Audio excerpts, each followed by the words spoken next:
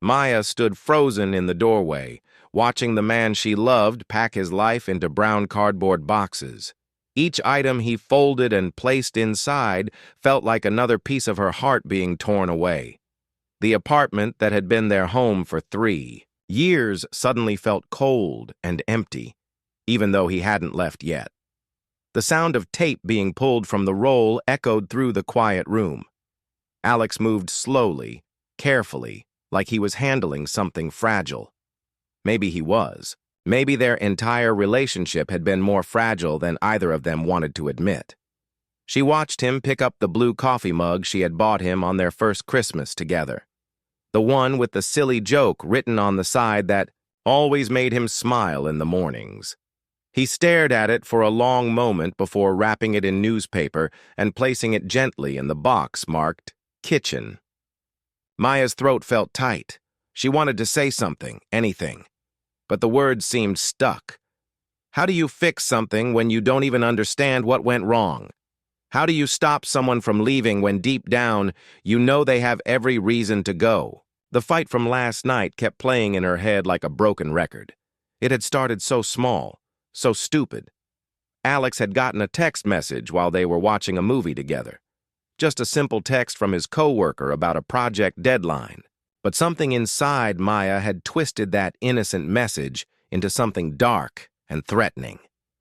"Who's texting you so late?" she had asked, trying to sound casual but failing completely. Alex had looked confused. "Just Tom from work. There's an issue with the Johnson account." But Maya couldn't let it go. She never could. That familiar feeling started rising in her chest. The one that made her heart race and her thoughts spiral, out of control. Before she knew it, she was demanding to see his phone, accusing him of hiding things from her, questioning why he was always getting messages from people at work.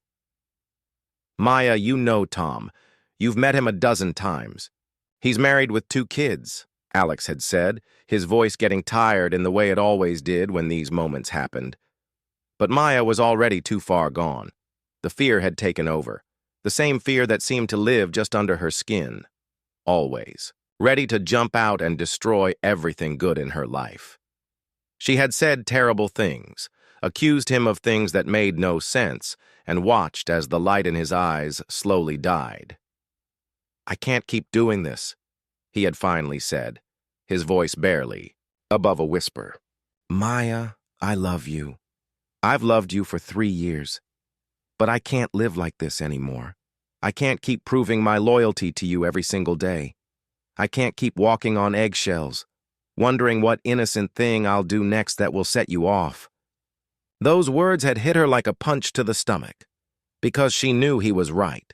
She knew she had been impossible to live with, but knowing it and being able to stop it were 2 completely different things. Now, in the harsh light of morning, with her eyes still puffy from crying all night, Maya watched the only man who had ever truly loved her pack up and prepare to walk away.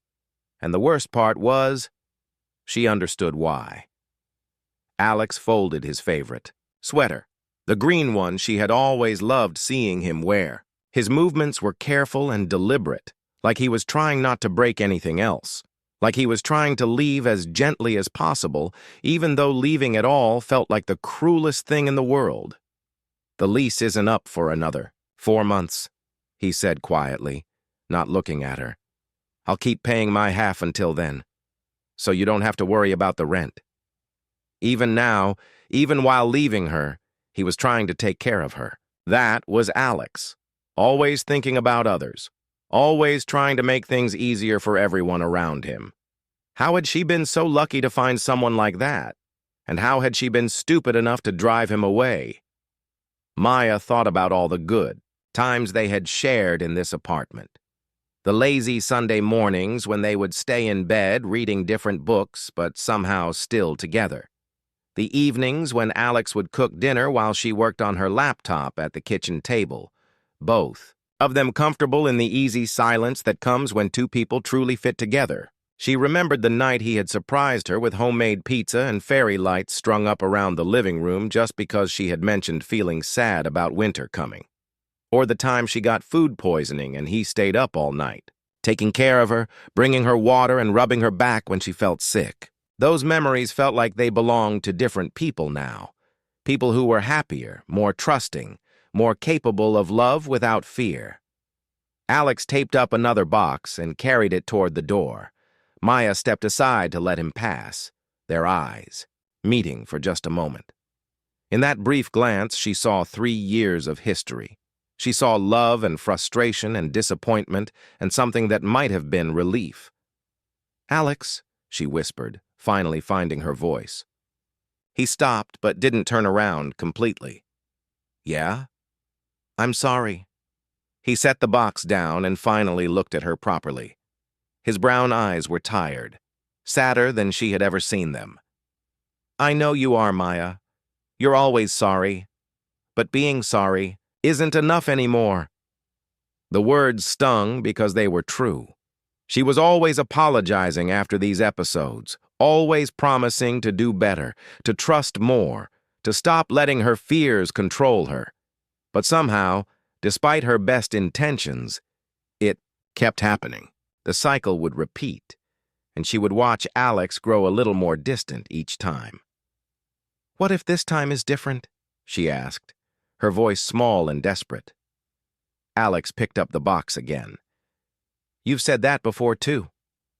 As he walked toward the door, Maya felt something breaking inside her chest.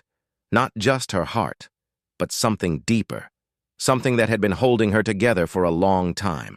She realized that she had been asking Alex to fix something that was broken in her long before they had ever met.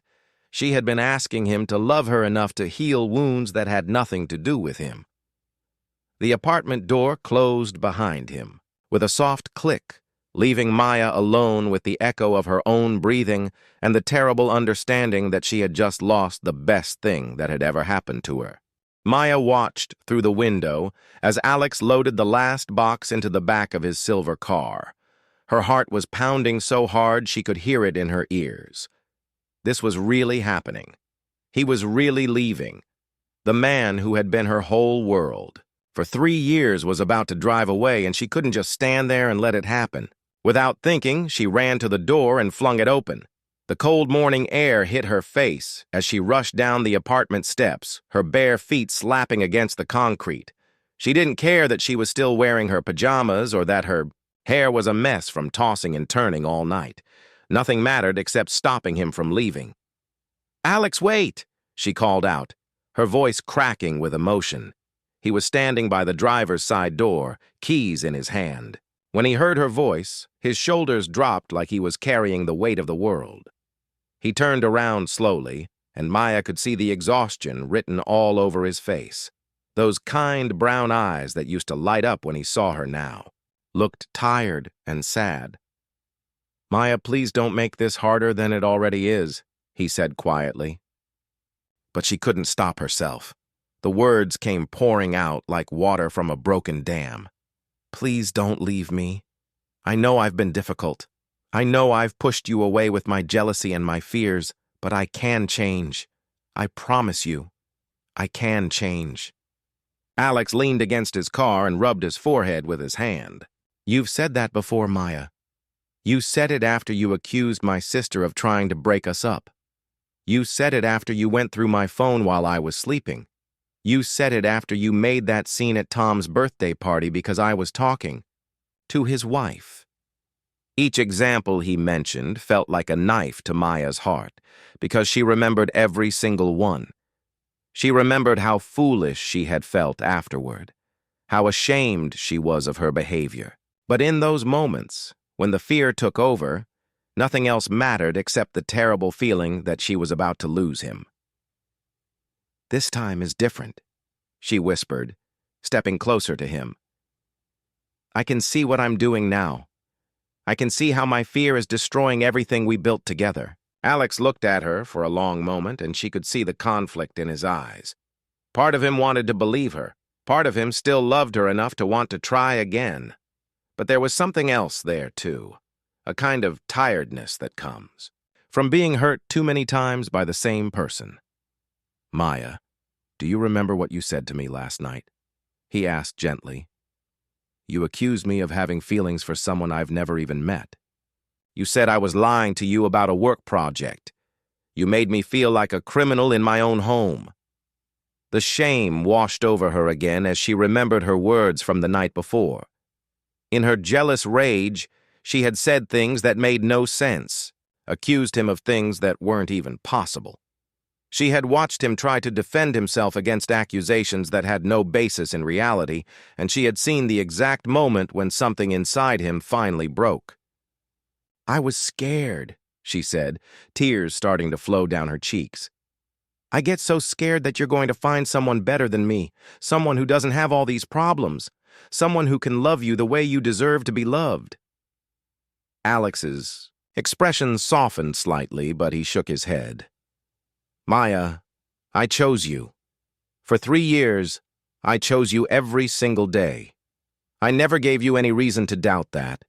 But you couldn't see it because you were too busy looking for reasons to prove yourself right about me leaving. His words hit her like a slap because they were absolutely true. She realized that she had been so afraid of him leaving that she had actually been pushing him toward the door.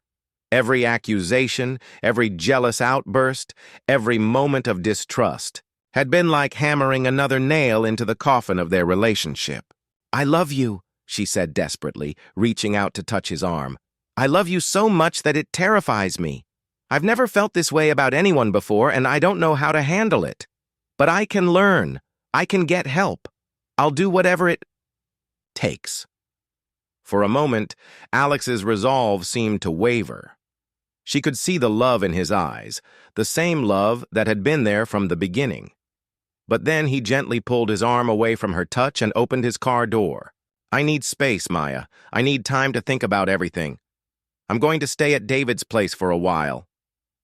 The mention of his best friend's name made Maya's heart sink even further.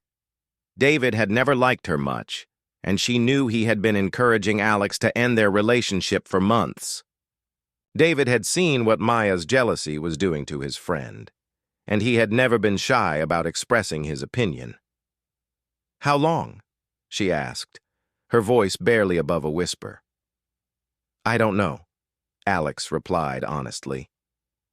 I need to figure out if I can keep doing this. I need to decide if love is enough when everything else feels so broken. Maya felt her knees go weak. The thought of him staying with David, talking about their relationship, analyzing all the ways she had failed as a girlfriend, it was almost too much to bear. Please, she said one more time, her voice breaking completely. I know I don't deserve another chance, but I'm begging you. Don't give up on us. Don't give up on me. Alex got into his car and started the engine. Through the open window, he looked at her one last time. Maya, I'm not giving up on you, but I can't save you from yourself. You have to want to change for you, not just to keep me around. As he backed out of the parking space, Maya stood there, in her bare feet and pajamas, watching the taillights of his car disappear around the corner. The morning was quiet, except for the sound of birds singing and the distant hum of traffic. Normal sounds of a normal day, while her entire world was falling apart. She walked back up to their apartment, her apartment now, and closed the door behind her. The silence was deafening. For the first time in 3 years, she was completely alone, and the weight of that loneliness was crushing. Maya sank down onto the couch where they used to watch movies together and finally allowed herself to cry properly. Not the angry tears from their fight, but deep, soul-shaking sobs that came from the realization that she had destroyed the most beautiful thing in her life with her own hands. 3 days passed in a blur of silence and regret. Maya hadn't left the apartment since Alex drove away. She hadn't showered, barely ate, and spent most of her time staring at the empty spaces where his things used to be. The bookshelf looked strange with gaps where his novels had been. The bathroom counter felt too spacious without his toothbrush and shaving cream. She kept picking up her phone to call him, then putting it down again. What would she say? The same promises she had made 100 times before, the same apologies that had lost their meaning through repetition. Alex was right. Saying sorry wasn't enough anymore. The apartment felt like a museum of their relationship. Everywhere she looked, there were reminders of happier times. The kitchen table where they used to eat breakfast together. The couch, where they had spent countless evenings talking about their dreams. The bedroom where Alex used to hold her when she had nightmares, whispering that everything would be okay. But everything wasn't okay. Maybe it never had been. Maya found herself thinking about patterns she had never noticed before. How she always seemed to sabotage relationships right when they got serious. How she had pushed away friends who tried to get close. How she had a talent for finding problems where none existed, for creating drama out of thin air. On the third day, her sister Priya showed up at the door, using the spare key Maya had given her months ago. Priya took one look at Maya, still in the same clothes from 3 days ago, surrounded by empty pizza boxes and tissues, and immediately went into big sister mode. "Good grief, Maya. You look terrible," Priya said, setting down her purse and rolling up her sleeves. "When was the last time you ate a real meal?" Maya shrugged. Food had lost all appeal. Everything tasted like cardboard, and her stomach felt like it was tied in knots. "I'm not hungry." Priya sat down on the couch next to her, moving aside empty containers and crumpled tissues. Her presence was comforting in a way Maya hadn't realized she needed. Growing up, Priya had always been the strong one, the one who could fix things when they broke. "Alex called me," Priya said gently. "He's worried about you." Maya's heart jumped. "He called you? What did he say? Is he okay? Is he coming back?" "Slow down," Priya said, putting a hand on Maya's arm. "He's fine. He's staying with David for now, but Maya, he's not coming back, not unless something really changes." The words hit Maya like cold water. Deep down, she had been holding on to hope that this was just another fight, that Alex would cool off and come home like he always did. But this time was different. This time, she had pushed him too far. "I don't understand why I do this," Maya whispered, fresh tears starting to fall. "I love him more than anything. So why do I keep hurting him? Why can't I just trust him and be happy?" Priya was quiet for a moment, choosing her words carefully. "Maya, do you remember when Dad left?" The question came out of nowhere and hit Maya like a punch to the stomach. Their father had walked out when Maya was 8 and Priya was 12. He had packed his bags one morning and simply disappeared from their lives, leaving their mother to raise 2 confused little girls on her own. "What does that have to do with anything?" Maya asked. But even as she said it, she felt something uncomfortable stirring in her chest. "You used to ask Mom over and over what you had done wrong," Priya continued. "You were convinced that Dad left because of something you did. You kept asking if you had been a better daughter. Would he have stayed?" Maya remembered those days with painful clarity. The constant questioning, the desperate need to understand why her father had chosen to leave them. She had spent months trying to be the perfect child, thinking that if she was good enough, maybe he would come back. "I was just a kid," Maya said defensively. "That was different." "Was it?" Priya asked softly. "Maya, you've been asking that same question your whole life. What did I do wrong? Why don't they stay? How can I make them love me enough to not leave?" The words hung in the air between them like a revelation Maya wasn't ready to face. But as much as she wanted to deny it, she could see the truth in what Priya was saying. Every relationship she had ever been in followed the same pattern. She would fall in love, then spend all her energy trying to prove she was worthy of being loved back. "But Alex isn't Dad," Maya protested weakly. "No, he's not," Priya agreed. "Alex loves you. He's proven that for 3 years. But Maya, you keep treating him like he's about to abandon you. You keep looking for signs that he's going to leave, and you create problems to test whether he'll stay. Maya felt something breaking open inside her chest. All those fights, all those accusations, all those moments when she had pushed Alex away. They weren't really about the things she claimed to be upset about. They were about fear.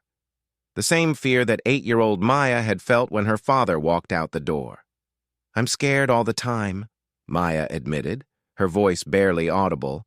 "I'm scared that if I let myself be completely happy, if I stop worrying, for even a minute, something terrible will happen. Someone will leave." Priya pulled Maya into a hug, and for the first time in days, Maya felt like she could breathe properly. "Oh, sweetheart, you can't live your whole life waiting for people to abandon you. You're so busy protecting yourself from getting hurt that you're hurting yourself instead." Maya cried against her sister's shoulder, finally understanding what Alex had been trying to tell her for months. She hadn't been protecting their relationship with her vigilance and jealousy. She had been slowly destroying it.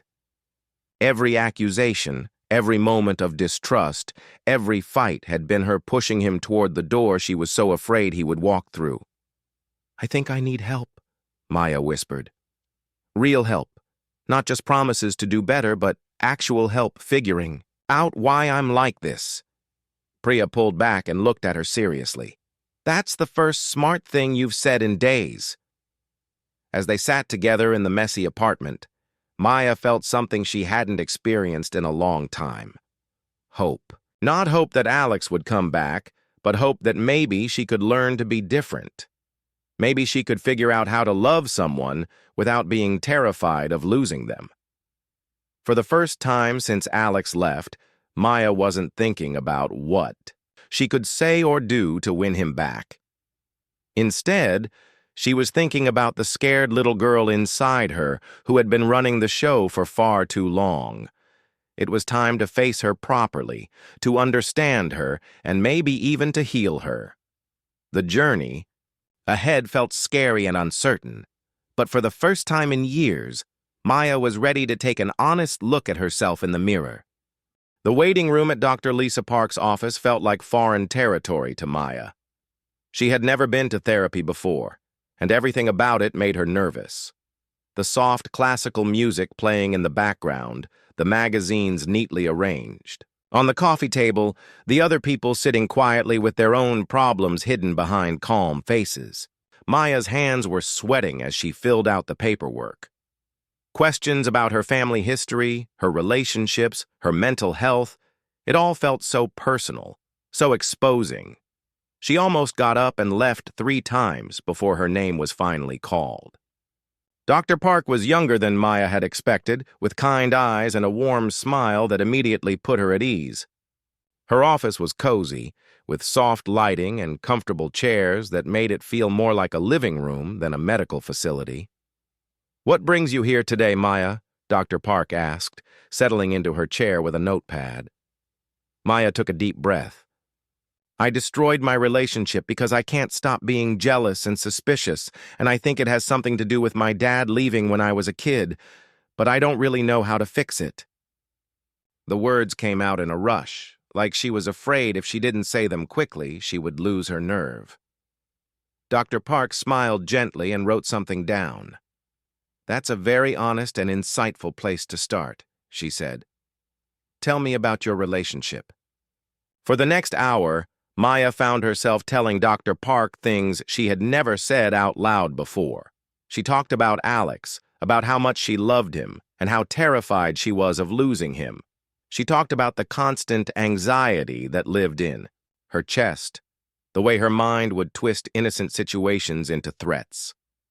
She talked about her father and the day he left, and how she had spent years wondering what she could have done differently.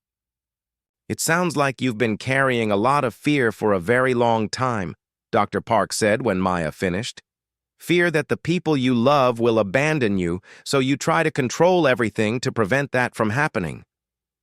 Maya nodded, feeling tears start to form. "But the harder I try to hold on to them, the more I push them away. It doesn't make any sense." "Actually, it makes perfect sense." Dr. Park said. When we're afraid of something happening, we often do things that make it more likely to happen. It's called a self-fulfilling prophecy. You were so afraid Alex would leave that you created situations that gave him reasons to leave. Over the following weeks, Maya learned more about herself than she had in her entire life. Dr. Park taught her about attachment styles and how childhood experiences shape the way we connect with others. Maya discovered that she had what was called an anxious attachment style. She craved closeness, but was constantly worried about losing it. Your 8-year-old self created a survival strategy, Dr. Park explained during one session. She decided that if she could just be perfect enough, watch closely enough, control enough variables, she could prevent people from leaving. But that strategy doesn't work in adult relationships. Maya started keeping a journal, writing down her thoughts and feelings every day. It was harder than she expected. For years, she had been running from her emotions, using drama and conflict to avoid dealing with the deeper pain underneath. Now she was being asked to sit with those feelings, to examine them without judgment. Some days were terrible. Maya would wake up with crushing anxiety, missing Alex so much it felt like a physical ache. She would catch herself reaching for her phone to text him, to beg him to come back, to promise she was getting better. But Dr. Park had been clear. Healing wasn't something she could do to win Alex back. It was something she needed to do for herself. Recovery isn't linear, Dr. Park reminded her during a particularly difficult session. There will be good days and bad days. The goal isn't to never feel anxious again. The goal is to learn healthy ways to cope with those feelings. Maya started attending a support group for people with relationship anxiety. Sitting in a circle with strangers sharing her story felt scary at first, but hearing other people talk about their struggles made her feel less alone. There was Rebecca, who had ruined 3 relationships with her need to constantly check her boyfriend's phone. There was Kevin, whose jealousy had cost him his marriage. There was Janet, who was working on building a healthy relationship with herself before trying to date again. I used to think love meant never feeling secure, Rebecca shared during one meeting. I thought if I wasn't worried, it meant I didn't care enough. Now I'm learning that real love actually feels peaceful, not chaotic. Maya started to understand what Rebecca meant. Her relationship with Alex had never felt peaceful. It had been passionate and intense, but underneath all that intensity was a constant undercurrent of fear and anxiety. She had mistaken that chaos for love, thinking that if she wasn't fighting for the relationship, she wasn't fighting hard enough. Dr. Park introduced Maya to mindfulness techniques. At first, sitting quietly with her thoughts felt impossible. Her mind would race with worries about Alex, about their future, about whether she would ever be capable of having a healthy relationship. But gradually, she learned to observe her thoughts without being controlled by them. Notice the thought, Dr. Park would say. Don't judge it or try to change it. Just notice it and let it pass. Maya practiced this every day. When her mind would start spiraling into jealous scenarios, she would stop and breathe. She would remind herself that thoughts weren't facts, that her anxiety was trying to protect her but wasn't giving her accurate information about reality. Meanwhile, Alex would text her occasionally, brief, careful messages asking how she was doing. Maya treasured these messages, but she forced herself not to read too much into them. She couldn't use his kindness as evidence that he was coming back. She had to focus on her own healing regardless of what happened between them.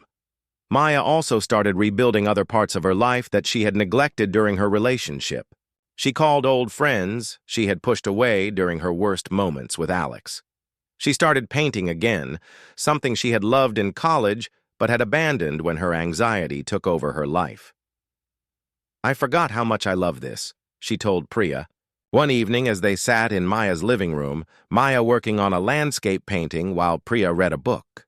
You forgot how much you love a lot of things, Priya said gently. You've been so focused on not losing Alex that you lost yourself instead. It was a painful truth, But Maya was learning to face painful truths. She was discovering that she was more than just someone's girlfriend.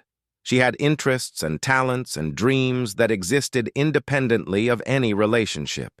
For years, she had made Alex her whole world, putting enormous pressure on him to be everything for her.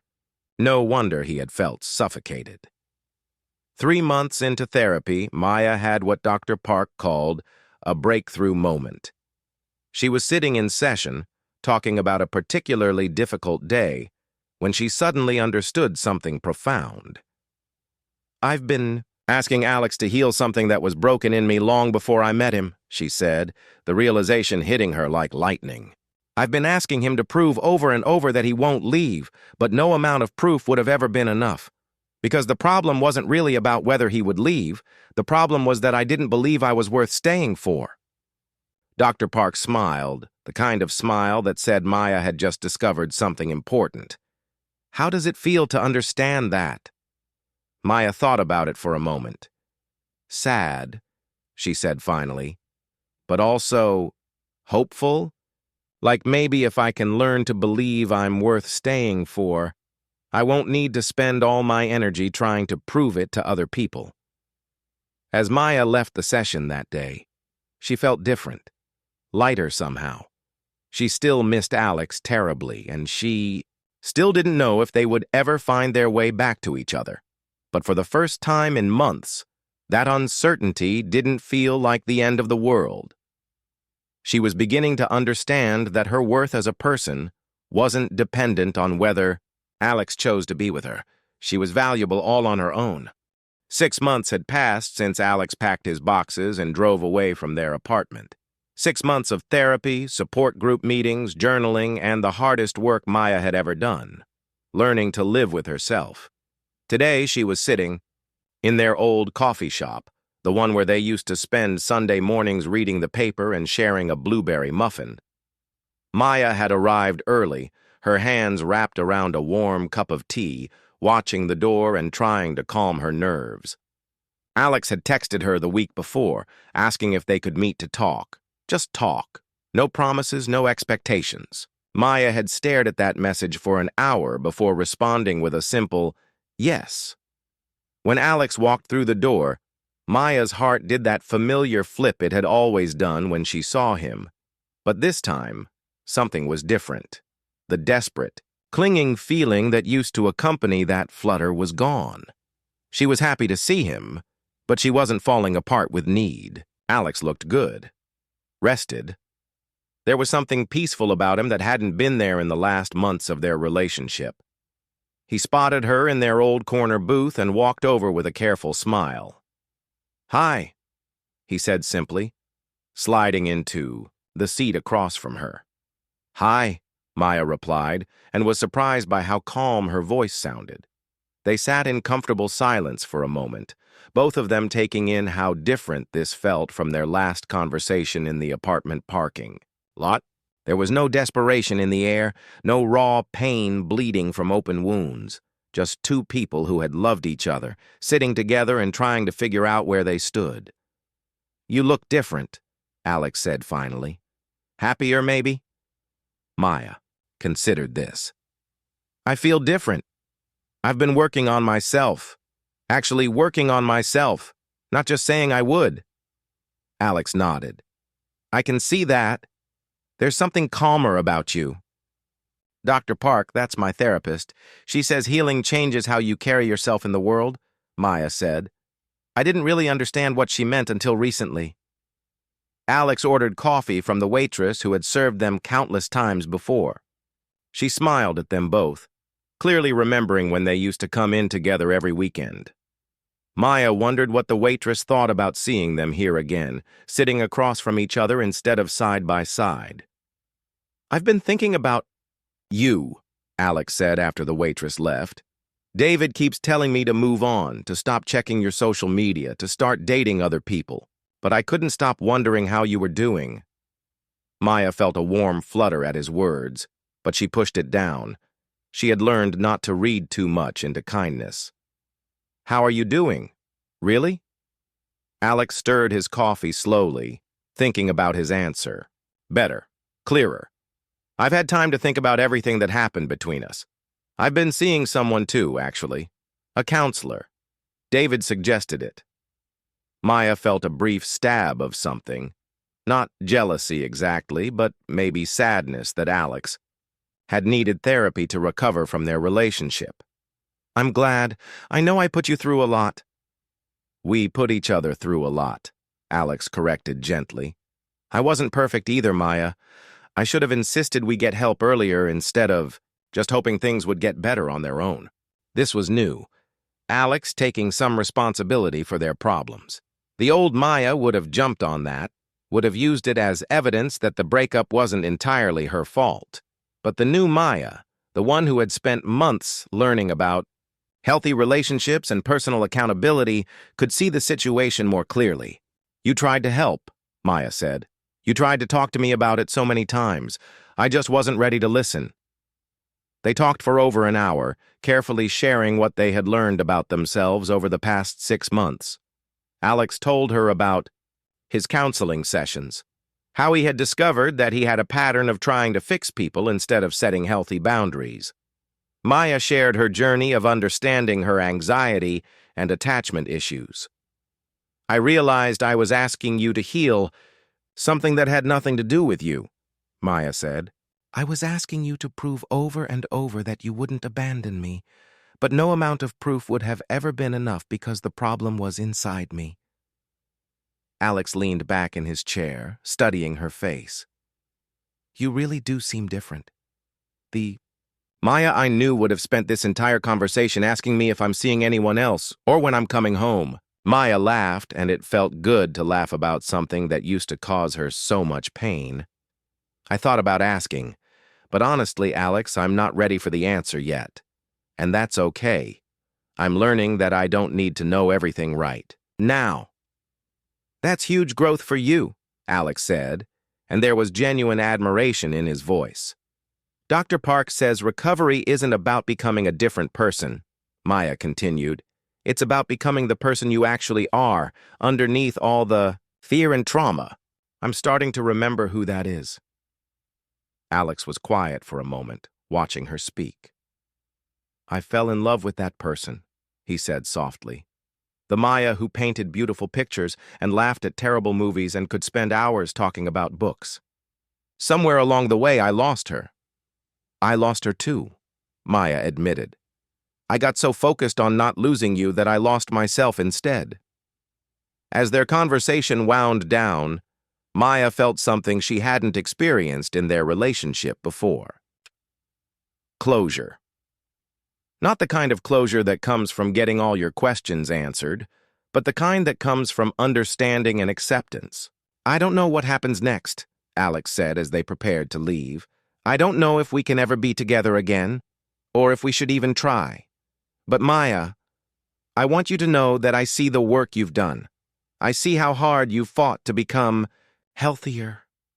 Maya felt tears starting to form, but they weren't desperate tears. They were grateful tears. Thank you for seeing me. For really seeing me.